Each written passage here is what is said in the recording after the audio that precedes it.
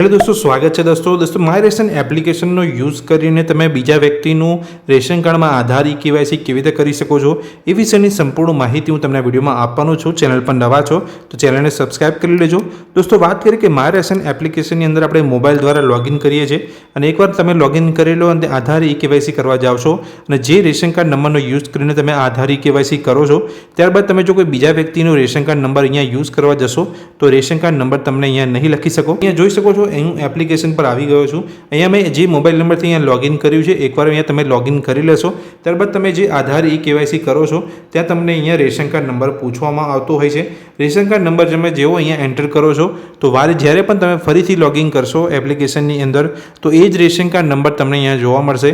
તમે રેશન કાર્ડને અહીંયા ક્લિક કરીને એડિટ કરવા જશો, ચેન્જ કરવા જશો તો એ રેશન કાર્ડ નંબર અહીંયાથી નહીં નીકળે અને બીજા રેશન કાર્ડનું તમે અહીંયા કેવાયસી નહીં કરી શકો। એટલે તમે જો તમારા જ મોબાઈલમાં તમે એકથી વધારે રેશન કાર્ડનું કેવાયસી કરવા માગતા હોય તો શું પ્રોસેસ તમારે કરવાની છે હું સ્ટેપ બાય સ્ટેપ જણાવવાનો છું। તો જો જેવું અહીંયા બેક જશો તમે અહીંયા હોમ પેજ પર આવશો એપ્લિકેશનના તો તમને અહીંયા પ્રોફાઇલનો ઓપ્શન તમને અહીંયા જોવા મળે છે। આ પ્રોફાઇલના ઓપ્શન પર તમારે ક્લિક કરવાનું છે। હવે આ પ્રોફાઇલના ઓપ્શનમાં તમે જે મોબાઈલ નંબરથી હવે લોગિન કર્યું છે એ લોગિનને તમારે અહીંયાથી લોગઆઉટ કરવું પડશે। એટલે એપ્લિકેશન પરથી તમારે અહીંયા લોગઆઉટ થવું પડશે। તો અહીંયા જે લોગઆઉટનો જે ઓપ્શન છે તમે જોઈ શકો છો તેના પર તમારે અહીંયા ક્લિક કરવાનું છે। જેવું તમે અહીંયા લોગઆઉટના ઓપ્શન પર ક્લિક કરશો એટલે એપ્લિકેશનમાંથી તમે બહાર નીકળી જશો। હવે જો તમે એક જ લોગિન ફરીથી કરશો એ જ મોબાઈલ નંબરથી લોગિન કરશો તો તમે નવા રેશન કાર્ડની અંદર આધાર કેવાયસી નહીં કરી શકો। તો એ માટે તમારે શું પ્રોસેસ કરવાની છે હું તમને અહીંયા જણાવી દઉં। તમારે ફરીથી માય રેશન એપ્લિકેશનને ઓપન કરવાની છે। જેવું તમે ઓપન કરશો એટલે તમારું જે જૂનું લોગિન હશે જે મોબાઈલ નંબરથી તમે લોગિન કર્યું હશે એ જ તમને અહીંયા જોવા મળશે। હવે તમારે જે કરવાનો છે સ્ટેપ અહીંયા નીચે જોઈ શકો છો અકાઉન્ટ સ્વિચ કરવાનો ઓપ્શન તમને અહીંયા જોવા મળશે। તેની પર તમારે ક્લિક કરવાનું છે નવા રેશન કાર્ડની અંદર આધાર કેવાયસી કરવા માટે।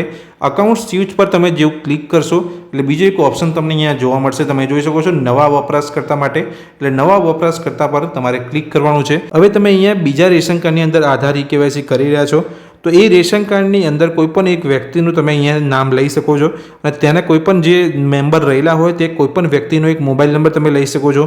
માની લો કે તમે કોઈ ફ્રેન્ડનું તમે અહીંયા રેશન કાર્ડની અંદર આધાર કેવાયસી કરી રહ્યા હોય તમારા મોબાઈલની અંદર તો તે વ્યક્તિનું નામ અને મોબાઈલ નંબર લઈને તમે અહીંયા નવું અહીં અકાઉન્ટ ક્રિએટ કરી શકો છો। તે વ્યક્તિનું અહીંયા નામ આવશે અને મોબાઈલ નંબર તમારે લઈ લેવાનો છે અને જે મોબાઈલ નંબર ચકાસો તેને ઓપ્શન પર તમારે ક્લિક કરવાનું છે।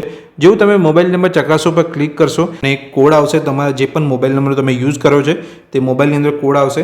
એ કોડ દ્વારા તમારે વેરિફિકેશન કરવાનું છે। નીચે તમે જોશો અહીંયા મારી નોંધણી કરો તે ઓપ્શન પર તમારે અહીંયા ક્લિક કરવાનું છે। આ મોબાઈલ નંબરનો યુઝ કરીને જ્યારે તમે અહીંયા લોગિન કરશો ત્યારબાદ તમે નવા રેશન કાર્ડની અંદર આધાર કેવાયસી કરી શકશો।